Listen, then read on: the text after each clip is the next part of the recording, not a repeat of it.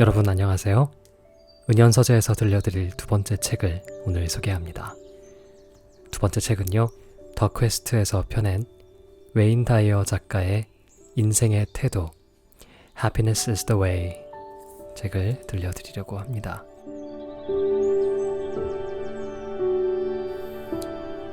나이와 직업, 재산, 관계까지 그 모든 것이 사라졌을 때 과연 나는 누구일까라는 질문을 던지고 있는 이 책은 우리는 무언가를 하기 때문에 의미 있는 게 아니라 존재 그 자체로 의미가 있다라고 말하는 세계적인 심리학자 웨인 다이어의 강연의 내용들로 정리가 되어 있습니다. 이 책의 뒤쪽 커버에는 이렇게 쓰여 있어요. 내 이름이 나는 아닙니다. 내 직업이 나는 아닙니다. 내가 맺은 관계가 나는 아닙니다. 그 어떤 꼬리표도 나는 아닙니다. 다만 내가 하루 종일 한 선택과 결정들이 바로 내가 됩니다. 라는 책의 일부가 적혀 있습니다. 행복한 이기주의자로 많은 분들이 이미 잘 알고 계실 텐데요. 오늘 이 책을 두 번째로 들려드리도록 하겠습니다. 인생의 태도, Happiness is the way. 모든 것은 태도에 달려있다.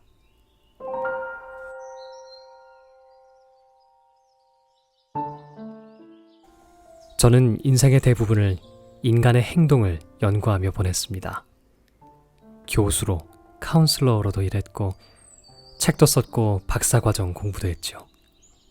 그러다 보니 몇 번이고 행복이라는 주제로 돌아가곤 했습니다. 그 과정에서 행복을 추구하는 인간에 관한 글들을 숱하게 접했습니다. 그러면서 알게 된 건 사람들은 행복이란 무언가 혹은 누군가에게서 발견할 수 있다고 여긴다는 겁니다. 너도 나도 행복을 찾아 나서느라 인생을 허비하죠. 안타까운 일입니다. 행복은 바로 자기 자신에게 달려있는 것이니까요. 그리고 또한 우리가 생각하는 방식에 달려 있습니다. 행복은 내적인 개념입니다. 즉, 행복하기로 결심하면 행복할 수 있습니다. 행복이 우리 안에 있다면 무엇을 하든 어느 순간에든 행복할 수 있습니다. 일을 하면서도 행복을 느낄 수 있고 누군가와의 관계에서도 행복을 느낄 수 있습니다. 우리가 어디에 있든 행복할 수 있습니다. 그러니 행복을 얻으려고 애쓸 필요가 없습니다. 그런데 행복에 관해 이야기하면 많은 이들이 왕왕 그 개념을 다른 것들과 섞어 생각하곤 합니다. 자신이 느끼고 경험하는 일들에 대한 책임을 다른 사람, 다른 것에 돌리죠. 바로 이렇게요. 너 때문에 마음이 상했어. 너 때문에 기분이 나빠. 너 때문에 당황했어. 너 때문에 오늘 불행했어. 혹은 이렇게도 말합니다. 세상에는 온통 스트레스를 받는 일밖에 없어. 백악관에 앉아있는 누군가 때문에 화가 나네. 주식시장 때문에 우울해. 하지만 이런 일들은 이 지구상에서 실제로 벌어질 수 없습니다. 그러니까 그 어떤 것도 우리를 분노하게 하거나 우울하게 혹은 불행하게 만들 수 없다는 말입니다. 정말 행복한 사람이 되고 싶은가요?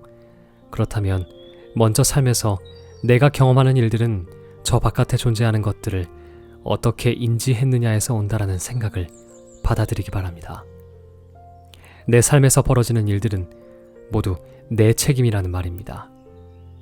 저는 책임감이라는 말은 책임 있게 대하는 것이라고 생각합니다. 무책임하게 대하는 것이 아니라요. 그걸 대할 능력은 내게 있어. 나는 그걸 대할 능력이 있어. 이런 식으로 생각하면 살면서 일어나는 모든 일에 대해 스스로 책임을 지게 됩니다.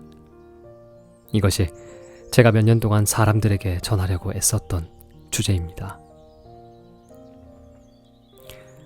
오렌지를 예로 들어볼까요? 오렌지를 쥐어짜면 무엇이 나올까요? 물론 오렌지 주스가 나오겠죠. 하지만 제가 묻고 싶은 건 오렌지를 짰을 때 어째서 오렌지 주스가 나올까 하는 겁니다. 답은 당연히 그 안에 그게 있으니까겠죠. 이때 누가 오렌지를 짜느냐가 문제가 될까요? 어떻게 짜는지, 어떤 도구로 짜는지, 아침에 짜는지 저녁에 짜는지가 문제가 될까요? 그렇지 않습니다. 오렌지를 짜면 언제나 그 안에 담긴 내용물이 나옵니다. 마찬가지로 뭔가가 우리를 쥐어짤 때, 그러니까 뭔가의 압박을 받을 때 나오는 건 우리 안에 있는 것입니다. 그게 화든 증오든 스트레스든 말입니다. 누가 우리를 쥐어짜는지, 언제 쥐어짜는지, 어떻게 쥐어짜는지 때문이 아닙니다. 그저 우리 안에 있는 것이 나오는 것이지요. 내 안에 없는 것은 밖으로 나올 수 없습니다. 내가 처한 환경과는 상관이 없습니다.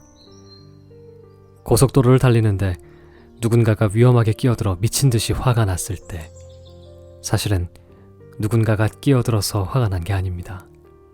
내 안에 있는 게 밖으로 나온 것일 따름입니다. 그러니 안에 있는 것을 밖으로 내보내지 않는다면 누구도 우리를 화나게 하지는 못합니다. 당신이 동의하지 않으면 누구도 당신에게 열등감을 느끼게 할 수 없다. 엘리노어 루즈벨트가 한 말입니다.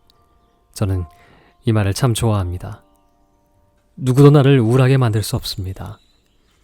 누구도 나를 화나게 할 수 없고 마음 아프게 할 수 없습니다. 누구도 내 안에 없는 것을 만들어낼 수는 없습니다. 우리는 모두 자신에게 일어나는 일에 대해 어떤 목소리를 가지고 있습니다. 그 목소리는 우리 자신이 만든 겁니다. 직장에서 함께 일하기 싫은 사람이 있다면, 인간관계가 어렵고 늘 남에게 당하기만 하는 것 같다면, 자녀가 나를 존경하지 않는다면 먼저 자기 자신을 바라보며 이렇게 물어보세요. 나는 어떤가? 어떻게 해야 피해의식을 느끼지 않을 수 있을까? 어떻게 하면 저 인간을 바꿀 수 있을까? 어떻게 하면 세상이 달라질까? 이렇게 묻지 마세요. 내가 싫어하고 나를 화나게 하는 건 실제로는 내가 가진 증오이고 분노이며 화입니다. 모두 자기 안에 있는 겁니다. 다른 누구에게 있는 게 아니라 오직 나 자신의 것일 뿐입니다. 저 사람이 나갔기만 하면 이렇게 화가 나는 일도 없을 텐데, 우리는 화가 나면 종종 이렇게 남 탓을 하죠. 하지만 깨달음의 여정에 들어서면 흥미로운 일이 일어납니다. 내 화를 돋우는 행동을 하는 사람이 나타나도 내 문제가 아니라 그 사람의 문제로 보게 되죠. 그리고 이제는 자신이 싫어하는 행동을 하는 사람에 대해 스스로 할 수 있는 대응 방법을 생각하게 됩니다.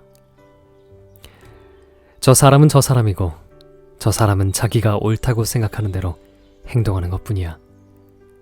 그러니 나는 내 식대로 저 사람에게 반응할 거야. 나는 애정을 가지고 친절하고 포용력 있게 행동할 거야. 그렇게 하면 어떤 행동에도 잘 대응할 수 있을 거야. 아니면 무시할 수도 있겠지. 어느 쪽이든 저건 내 일이 아니야. 저 사람이 하는 거지. 내가 어떤 문제, 어떤 상황에 처해 있든 아무 상관이 없습니다. 그 문제에 대한 태도가 상관 있는 겁니다. 저는 지금까지 살아오면서 어느 순간 내면의 성장이란 전적으로 자신의 책임에 달려있다는 사실을 이해하게 되었습니다. 하지만 우리는 살아가면서 내면의 성장을 무척이나 많이 무시하곤 하죠. 예를 들어 양초에 불을 켰다고 생각해 봅시다. 불이 켜진 양초를 들고 밖으로 나갔는데 나가자마자 바람이 불어와 촛불을 꺼트립니다. 우리의 일상도 이와 비슷합니다. 살면서 다양한 외부의 힘들을 마주하는데 그것들이 늘 내 안의 촛불을 꺼뜨리는 것만 같습니다. 내 안의 촛불은 절대 흔들리지 않는다는 확신을 가지고 살아가세요. 살다 보면 통제할 수 없는 외부의 사건들이 수없이 일어납니다. 질병이든 사고든 예기치 못한 인생의 태풍은 언제든지 몰아칠 수 있습니다. 그럼에도 내 안의 촛불은 오직 내가 가진 고유한 것입니다. 세상이 나를 소외시키거나 무너뜨린다고 생각하지 말고 나를 위해 돌아가고 있다고 생각하기로 선택할 수 있습니다. 어쩌면 우리가 인생에서 궁극적으로 도달해야 하는 건 밖에서 무슨 일이 벌어지든 강하고 밝게 살아가야 함을 아는 것, 그와 같은 내면의 성장일지 모릅니다. 다시 한번 말하지만 자신에 대해 주인의식을 가지세요. 내 인생은 내 것입니다. 내면에서 혹은 바깥에서 무슨 일이 벌어지든 전적으로 나에게 달려있음을 깨달아야 합니다. 모든 일은 나 자신에게서 비롯됩니다.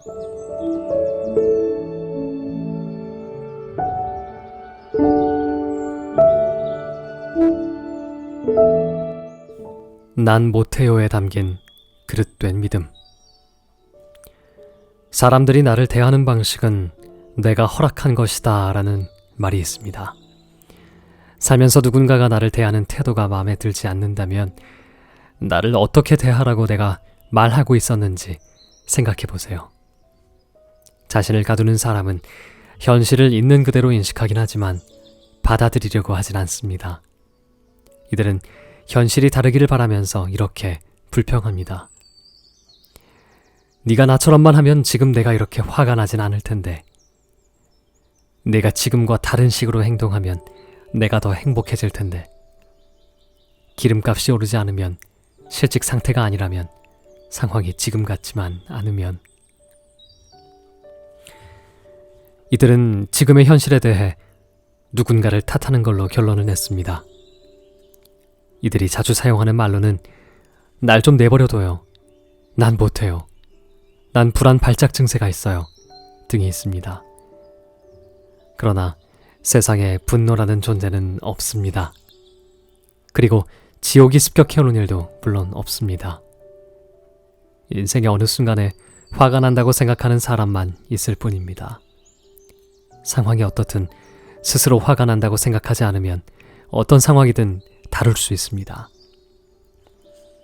물가가 오르고 세금이 오르고 해고를 당하고 자녀가 성적이 떨어지고 누군가가 아프고 가까운 사람이 죽고 상사가 이상한 지시를 내리고 냉장고가 고장나고 온갖 일들이 벌어질 수 있습니다.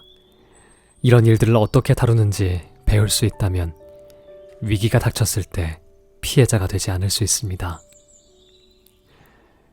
늘 충격을 받고 뒤로 물러나고 세상에서 벌어지는 모든 일에 속상해하고 지금과는 다른 일이 일어나길 바라면 책임있게 반응할 수 없습니다. 인생에서 벌어지는 어떤 일에든 탓을 하지 마세요. 삶이 당신을 괴롭히고 있다면, 피해의식을 느낀다면, 어떤 상황을 어떻게 다뤄야 할지 모르겠다면, 기운이 다 빠져버렸다면, 자녀나 부모가 당신을 막대한다면, 공부나 수업을 잘 따라가지 못한다면, 상사가 귀찮게 한다면, 그건 모두 내가 나를 그렇게 대해도 된다고 허락해 준 겁니다. 한 내담자가 자신이 얼마나 가여운지에 대해 말한 적이 있습니다. 알코올 중독자 남편과 결혼했다면서요. 저는 이렇게 물었습니다. 그래서 뭐가 문제인데요?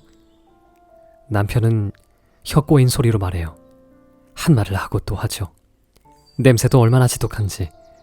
남편은 모든 게 다 끔찍해요. 제가 이해한 대로 한번 말해볼까요?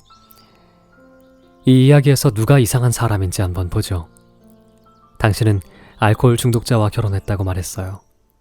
남편이 혀 꼬인 소리로 말하고 한 말을 하고 또 하고 냄새도 나쁘고 모든 게 끔찍하다고 했어요. 그런데 제가 알기로는 알코올 중독자는 모두 그렇습니다. 우리 모두 알코올 중독자가 어떤지 알고 있어요. 그런데 당신은 알코올 중독자와 결혼을 하고서는 남편이 알코올 중독자처럼 행동하지 않기를 바라고 있어요.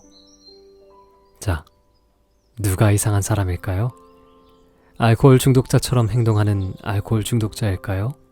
아니면 그 사람 본래 모습과는 다른 모습을 기대하는 사람일까요?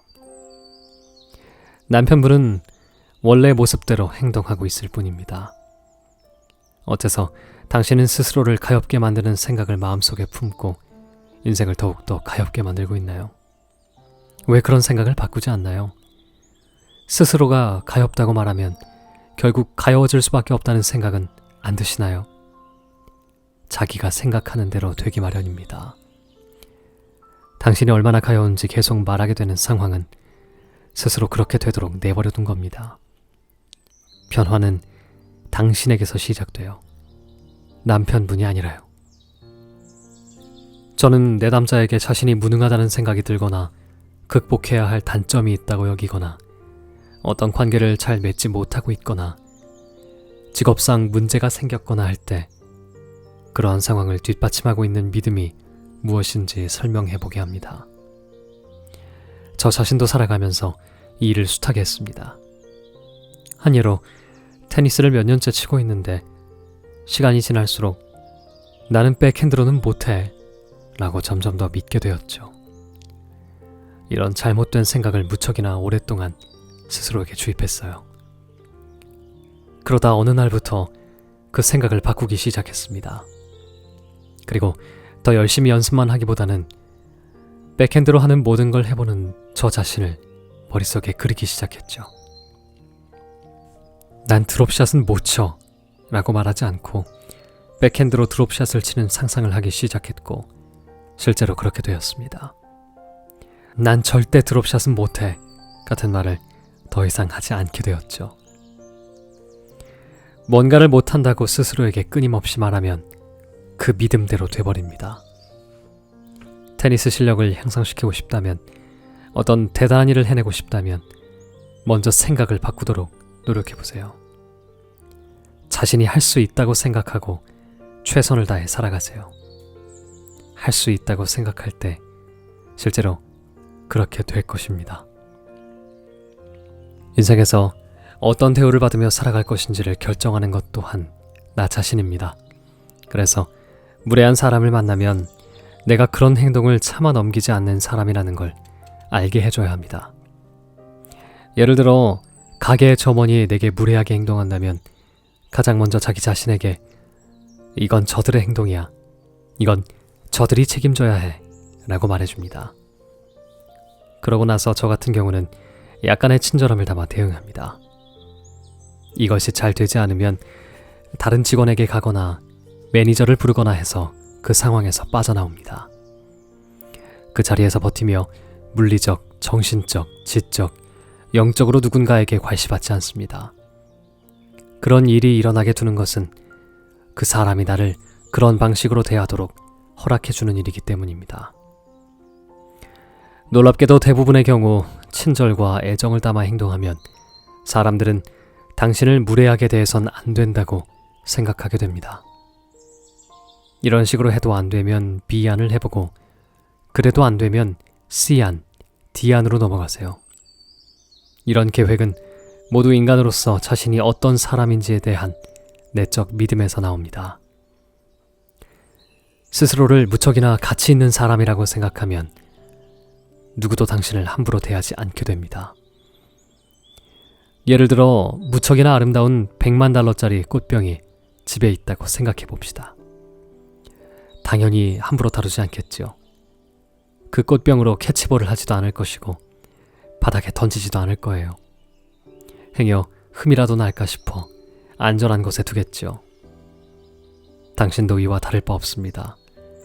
스스로가 무척이나 가치 있고 중요한 사람이라 생각하고 인간으로서 의미를 부여하면 절대로 누구도 당신을 함부로 하지 못할 겁니다. 대부분 자신을 함부로 대하는 건, 그러니까 담배를 피우고 마구 먹어대고 알코올 중독에 빠지는 건 난 아무 가치도 없으니 막 다뤄도 된다는 스스로에 대한 믿음에서 기한합니다. 그런데 외롭다고 느끼는 사람들도 대부분 이런 식입니다. 그 자신이 홀로 있는 사람을 좋아하지 않아요. 홀로 있는 사람을 좋게 느낀다면 홀로 있는 것이 절대 외롭지 않습니다. 오히려 아주 멋진 일이죠. 당신이 지금 그토록 멋진 사람과 함께 있을 기회를 얻은 겁니다. 하지만 홀로 있는 사람을 불쌍하게 여기거나 받아들이기 힘든 사람이라고 생각한다면 당신은 늘 빈자리를 채워줄 다른 누군가를 찾아다닐 겁니다. 자기 자신을 좋아하지 않으며 자랐다고 상상해보세요. 그 자아는 내가 어디를 가든 함께 갑니다. 실제로 많은 사람들이 그렇게 하고 있어요. 무척이나 어리석은 짓이지요. 나라는 사람은 전적으로 내가 믿기로 한 것에 따라 만들어집니다. 당신이 둔하다거나 요리의 꽝이라거나 수학의 젬병이라거나 별로 매력적이지 않거나 가진 게 없다고 느낀다면 당신이 자신의 인생에 그것을 허락했기 때문입니다. 지금의 결과는 그동안 스스로 해온 선택들로 만들어진 것입니다. 결과가 마음에 들지 않는다면 비난의 수레바퀴에서 내려와 자기 책임이라는 기차에 올라타세요. 자존감이 있다면 바라는 바를 이룰 수 있습니다. 자존감이란 전적으로 자신을 믿기로 선택한 것들로 이루어집니다. 이 모든 것이 태도에 달려 있습니다. 우리는 한 사람 한 사람 조화와 공존과 사랑으로 움직이는 완벽한 우주의 일부입니다. 당신은 절대로 실수로 만들어진 존재가 아닙니다. 스스로 그렇다고 믿으면 이런 완벽한 당신을 함부로 대하는 누군가가 이제는 아름답고 중요한 꽃병을 함부로 다루는 사람으로 보일 겁니다. 그리고 당신은 그런 태도를 절대 허용하지 않을 겁니다.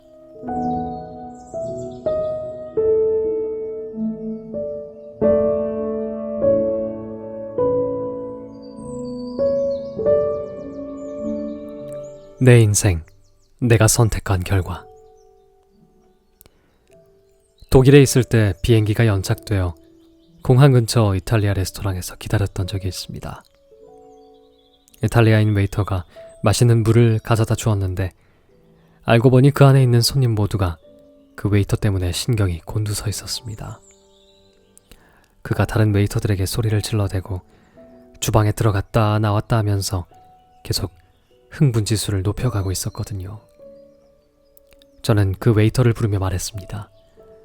저기요, 왜 혼자서만 일하고 있죠?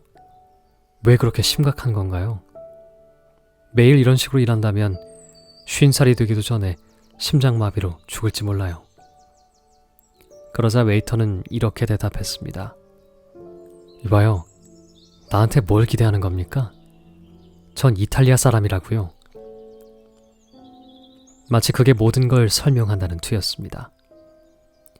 인종적인 특징이 자신의 행동을 설명한다는 듯 말이죠.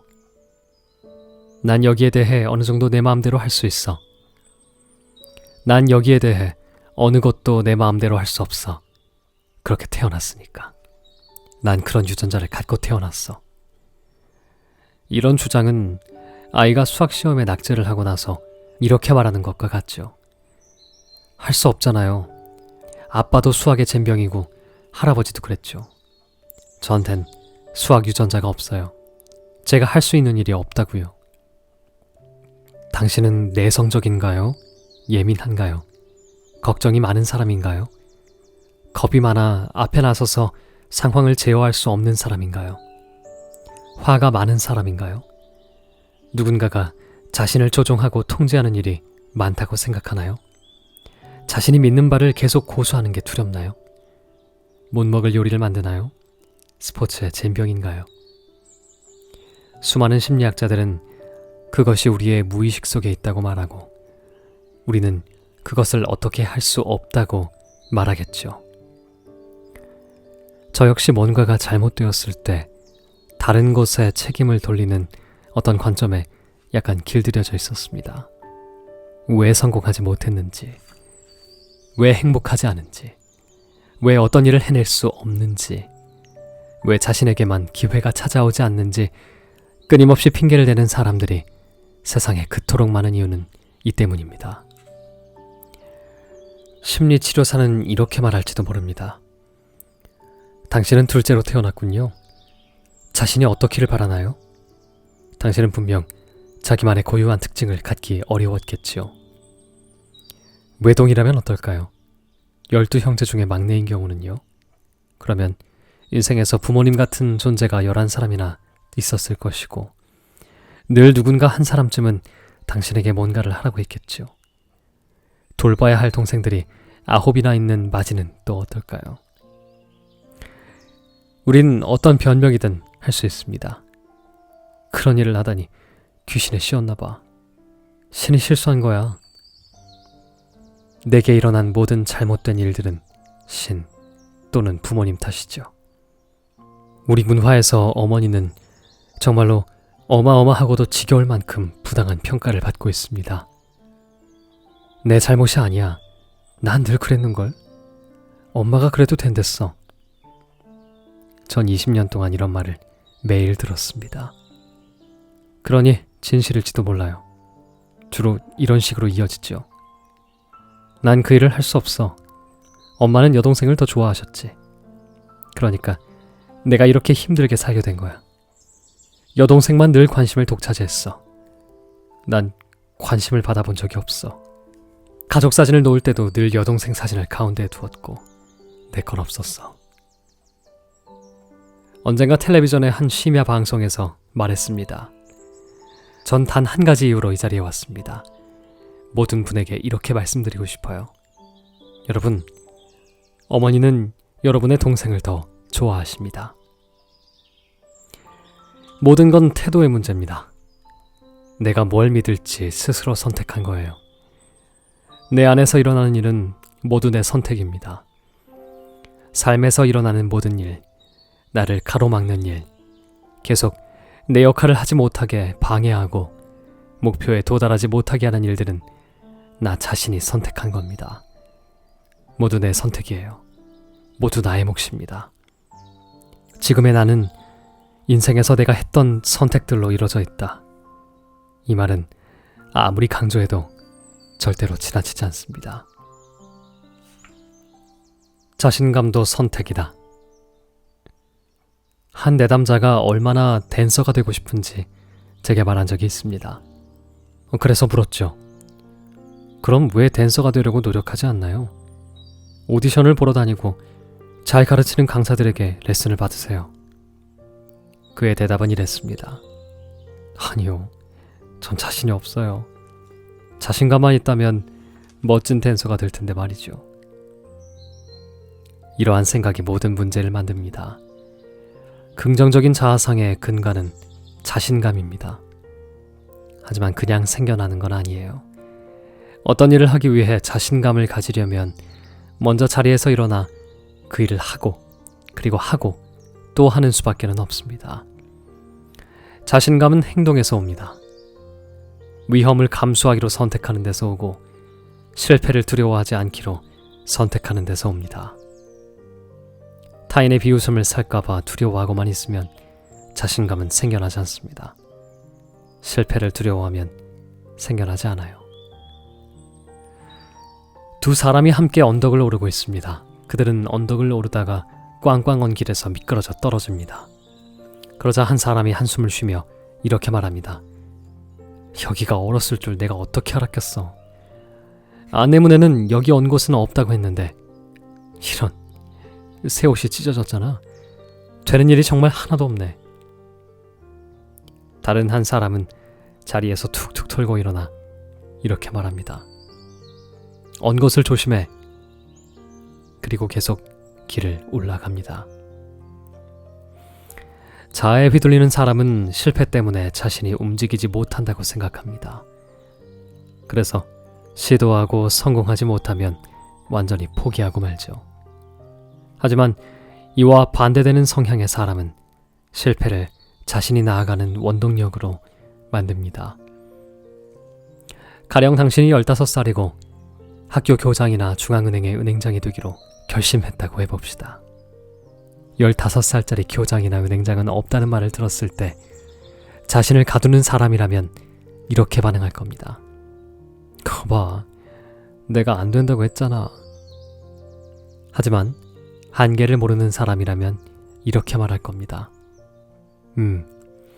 중앙은행의 은행장이 될 수 없다면 우리 동네 은행을 청소하는 일 정도는 할 수 있을 거야. 그러면 어떻게 은행장이 될 수 있을지 알아볼 수 있어. 이들은 거절이나 실패를 생각을 재조정하거나 다른 일을 하는 바탕으로 삼습니다. 자신감의 필수 요인은 행동하는 것입니다. 만일 자존감이 낮다고 생각하면 자리에서 일어나 자신을 조금이라도 괜찮게 느낄 만한 일을 해보세요. 그리고 나서 그 일을 하고 또 해보세요. 얼마 지나지 않아 자신에 대한 믿음이 생겨날 겁니다. 언젠가 제 딸 트레이시가 무대에서 저를 소개하기 전에 엄청 긴장했던 적이 있습니다. 아빠, 청중석에 3,000명이나 와 있어. 내가 나가도 될까? 전 이렇게 말해주었습니다. 학창시절 처음 독후감 발표를 하기 전날 밤에 난 친구들이 내 바지 지퍼가 열렸다면서 놀리는 상상을 했단다. 엄청 걱정하면서 계속 이렇게 중얼거렸지. 제발, 제발.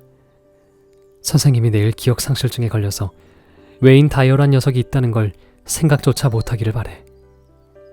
내 소원은 아예 발표를 하지 않는 거였어. 지금 나는 수천 명의 사람들 앞에서 이야기할 수 있단다.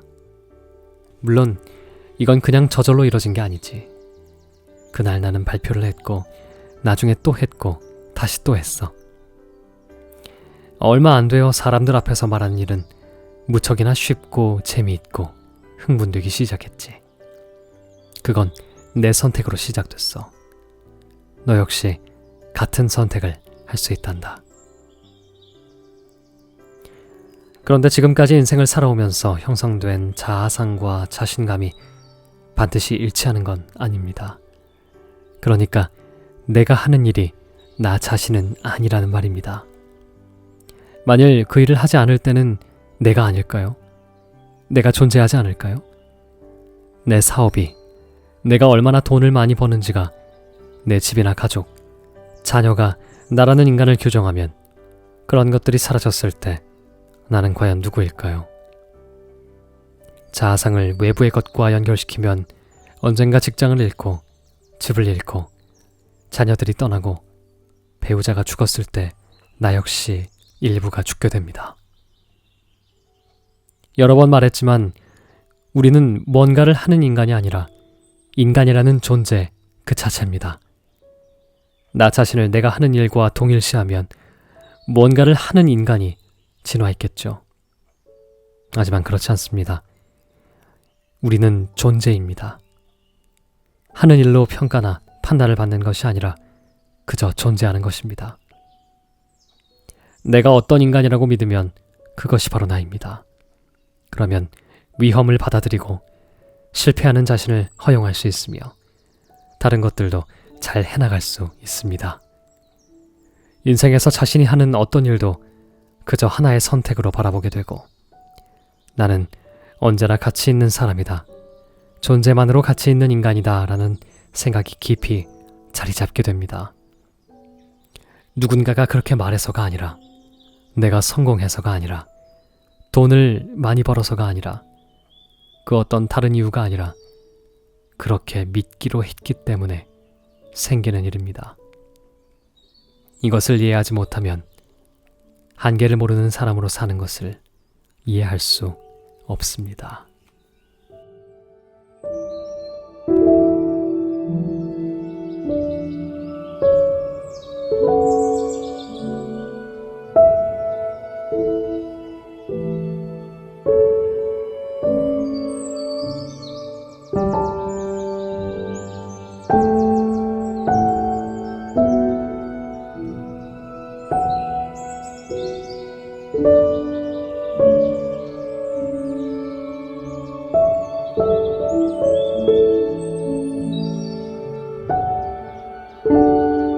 thank you